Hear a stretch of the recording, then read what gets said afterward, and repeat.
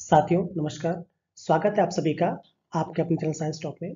आज हम science top पे यूपी पीसीएस द्वारा सन 2021 में विज्ञान में जो भी प्रश्न पूछे गए हैं हम उनके बारे में डिस्कस करेंगे। यूपी पीसीएस में 2021 में जो प्रीलिम्स का पेपर हुआ था उसमें करीब 20 क्वेश्चन विज्ञान के आए थे।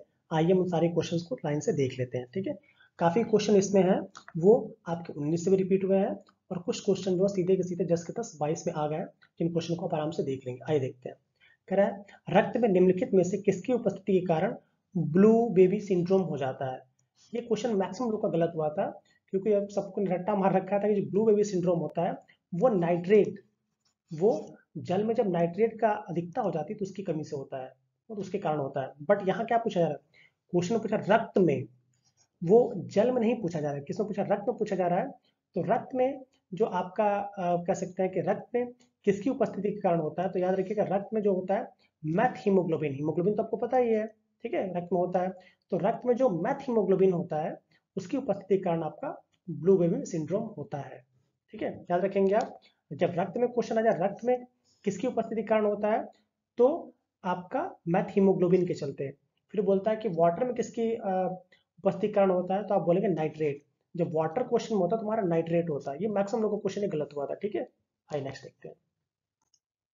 नेक्स्ट कह रहा है निम्नलिखित में से किस कुल के पौधे से टापा कपड़ा बनाया जाता है। ठीक है, तो ये भी मैक्सिमम लोगों को क्वेश्चन गलत हुआ था, क्योंकि सबको पता है कि जो पटुआ जिसको सन बोलते हैं वो मालवेसी का है। ठीक है, बट नहीं, यहाँ जो मोरैसी होता है जो कि सहतूत का, जो आपका टापा कपड़ा होता है सहतूत फैमिली के पौधे से बनाया जाता है। तो याद रखिएगा मोरैसी, मोरैसी ऐसी फैमिली जिसकी हेल्प से आपका टापा कपड़ा बनाया जाता है।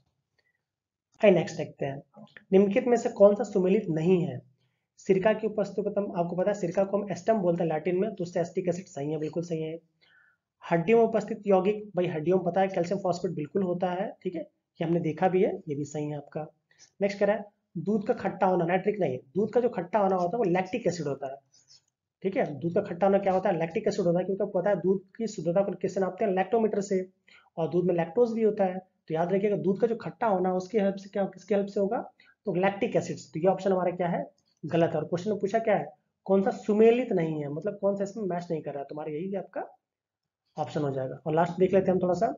अमाशय रस में उपस्थित अम्ल, आपको पता है जो आपका अमाशय में जो रस उपस्थित होता है उसमें भाई जो स्टमक में जो सिक्रीट होता है, ठीक है, गैस्ट्रिक जूस बोलते हैं, उसमें हमारा ऑब्वियस सी बात है हाइड्रोक्लोरिक एसिड एक्सेस अमाउंट में होता है। और यही जो हाइड्रोक्लोरिक एसिड होता है वो पेट के माध्यम को या एसिडिक बना देता है, जिसके चलते जो हार्मफुल बैक्टीरिया वायरस होते हैं वो किल हो जाते हैं और जो एंजाइम्स होते हैं वो प्रॉपरली वर्क कर सकते हैं। ठीक है, आइए तो इसका ऑप्शन हमारा क्या हो जाएगा, दूध में खट्टा होना, इसका ऑप्शन लैक्टिक एसिड होता है, नाइट्रिक एसिड नहीं होता है। आइए नेक्स्ट देखते हैं।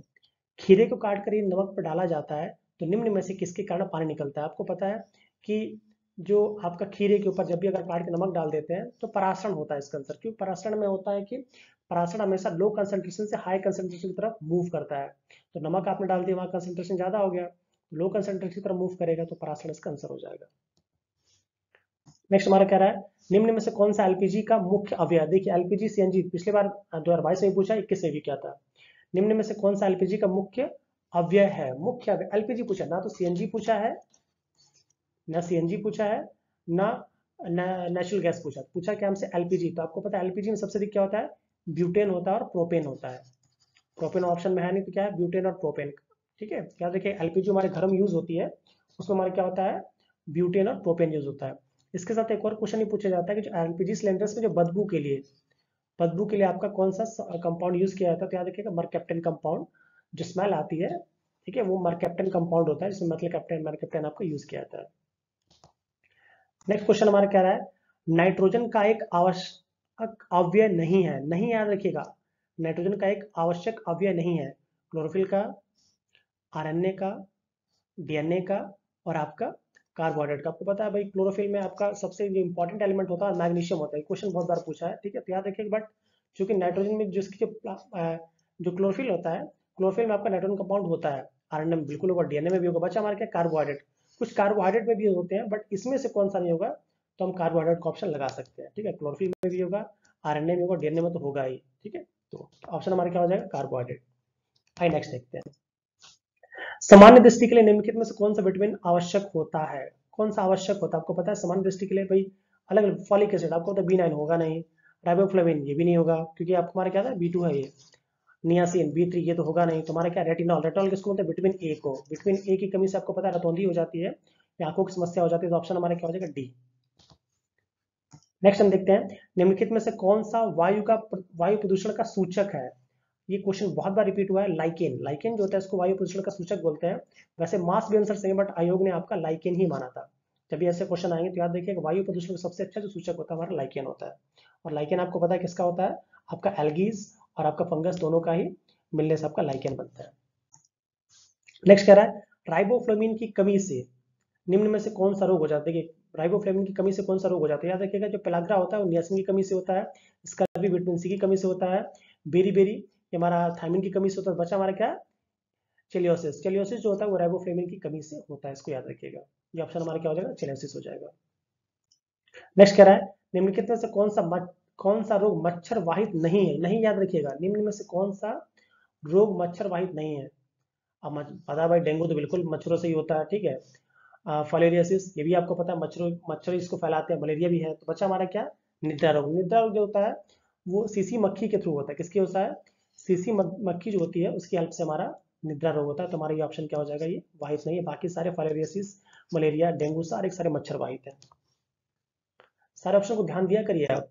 नेक्स्ट कह रहा है, रक्त में शर्करा का स्तर समानता प्रदर्शित किया था। आपको पता है जो ब्लड में ग्लूकोज लेवल होता है, एक नॉर्मल कह सकते हैं कि 150 से अबव जाए तो भी हार्मफुल है, और अगर इससे नीचे आता है तो रेंज कह सकते हैं 100 टू 150 है तो ठीक है।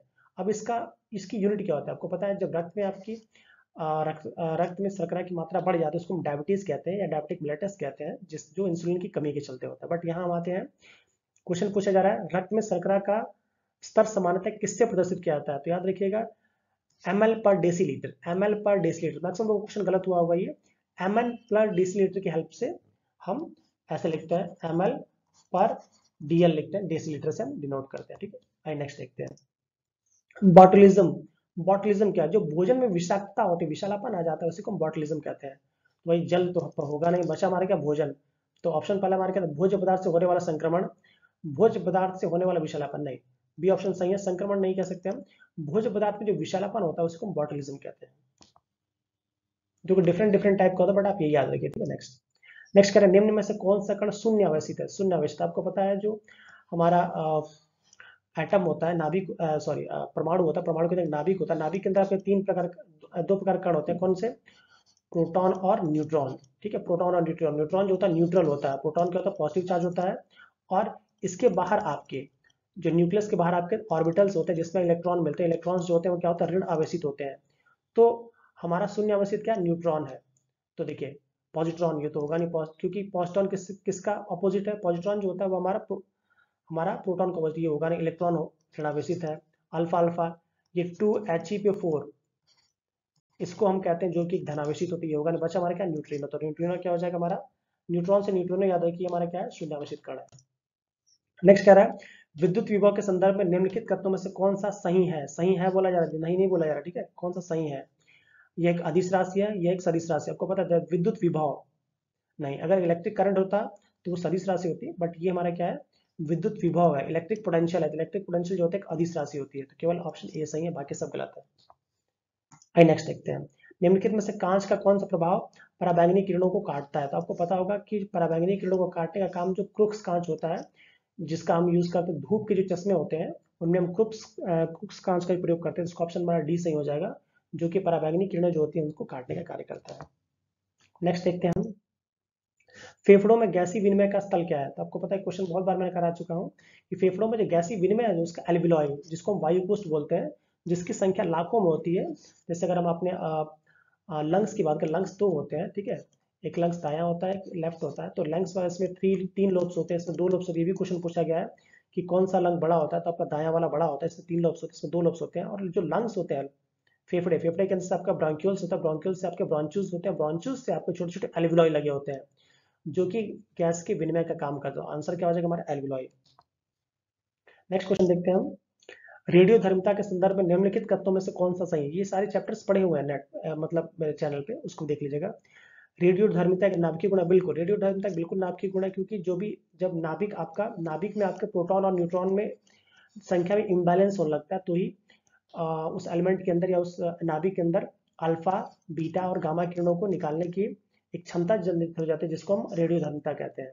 तो पहला ऑप्शन तो सही है। नाभिकीय विखंडन के सिद्धांत पर हाइड्रोजन बम काम करता है, बिल्कुल गलत है, क्योंकि आपको पता है नाभिकीय विखंडन के सिद्धांत पर हमारा हमारा एटम बम काम करता है, हाइड्रोजन बम नहीं काम करता। हाइड्रोजन बम जो होता है वो किस सिद्धांत पर काम करता है? वो काम करता है आपका नाभिकीय संलयन पे। किस पे? नाभिकीय संलयन पे हाइड्रोजन बम काम करता है, याद रखिएगा। नाभिकीय विखंडन पे कौन सा काम करता है? हमारा हाइड्रोजन बम काम करता है, सॉरी, नाभिकीय विखंडन पे हमारा एटम बम काम करता है। ठीक है। क्वेश्चन एक और बनता है, सूर्य में एनर्जी किस सिद्धांत पे कार्य करती है? जो सूर्य की एनर्जी होती है वो भी नाभिकीय संलयन पे काम करती है। तो ऑप्शन हमारा केवल एक सही है। नेक्स्ट देखते हैं हम।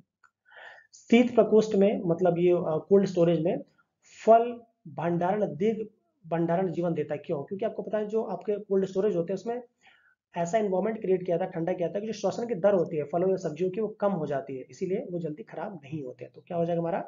श्वसन की दर। आइए नेक्स्ट देखते हैं। निम्नलिखित में से कौन सा सुमेलित नहीं है?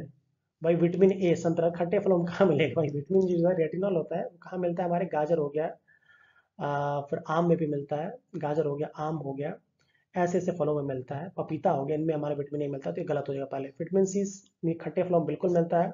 विटामिन डी कॉड बिल्कुल, जो मछली का तेल होता है उसमें बिल्कुल मिलता है। विटामिन बी 6 धान का चोकर, हाँ, जो भूसी होती है उसमें बिल्कुल मिलता है। सारे ऑप्शन सही है, बस एक ही ऑप्शन हमारा गलत है। आइए नेक्स्ट देखते हैं। नीचे दो कथन दिए गए, इनमें से एक को अभिकथन ए एक और दूसरे को कारण एक आ गया। ध्यान से पढ़ा करें ऐसे क्वेश्चंस को, क्योंकि बहुत कंफ्यूजिंग होते हैं। मानव शरीर के लिए आवश्यक सभी विटामिन का संश्लेषण कर सकता नहीं है। आपको पता है कि जो आपका मानव शरीर होता है वो सारे विटामिन का संश्लेषण नहीं कर सकता है, क्योंकि वो हमारे विटामिन दो टाइप के होते हैं। एक होता है वसा में घुलनशील और एक होता है जल में घुलनशील। वसा में घुलनशील में हमारे ए, डी, ई के यही चार विटामिन होते हैं। बाकी बी और सी होते हैं वो जल में होते हैं, जो हमें बाहर से लेने पड़ते हैं। तो ये दोनों तो नहीं बनते हैं। ठीक है, इसमें केवल डी और के ही बन सकता है। ठीक है, तो ऑप्शन पहला हमारा ये गलत हो गया। कारण क्या बोल रहा है? शरीर के उचित विकास के लिए विटामिन अनिवार्य होती है, बिल्कुल सही, केवल आर सही है। तो आर कौन सा सही है? ए और आर दोनों सही, गलत हो जाएगा। ए और आर दोनों सही, ये भी गलत हो जाएगा। ए सत्य है, आर गलत, ये भी गलत हो जाएगा। नहीं, केवल ए गलत है, आर सही, ये सही है। ऑप्शन डी सही हो जाएगा। तो ध्यान रखा करें कैसे एलिमिनेट करना है। आई नेक्स्ट देख